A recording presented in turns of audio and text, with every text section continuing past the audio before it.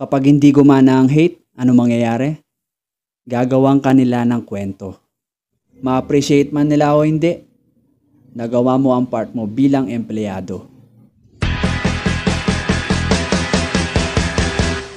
Hi guys, it's your boy Gio Campo. For today's video, we are talking about hate. H-A-T-E. Marami ang cause of hate. Insecurities, sa labas, sa kapitbahay, lalong-lalo na sa trabahong pinapasukan natin. Maaring hate ka na niya since day one. Kapag hindi gumana ang hate, ano mangyayari? Gagawang kanila ng kwento. Alam niyo naman siguro ano ang mga kwento ng mga to. Story na ikakasira mo. May kasabihan nga na, kwento mo yan, syempre masama ako dyan. Pero wag mo naman sasabihin sa kanya na, paano tayo magsusuntukan yan kung sinasabi mo sa iba, di ba? Kidding aside, alam niyo ba mga totoong tao lang ang tinatrato ng masama, pero lalabas ang totoo sa bandang huli.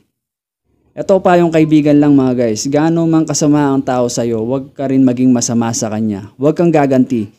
Maging mabait ka pa rin sa kanya kasi alam ng nasa taas ang nasa puso natin.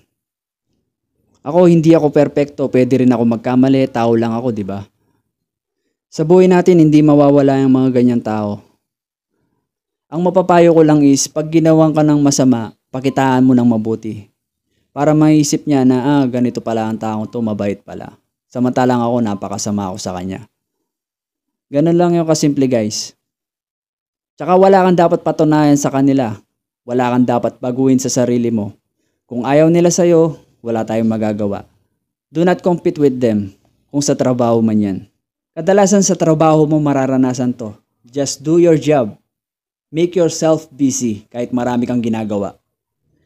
Naranasan ko rin yan sa mga napasukan kong trabaho. So I'm currently working as a supervisor sa isang restaurant. So sa isip ko, trabaho lang. Just do your job. Do your part. Okay na yun.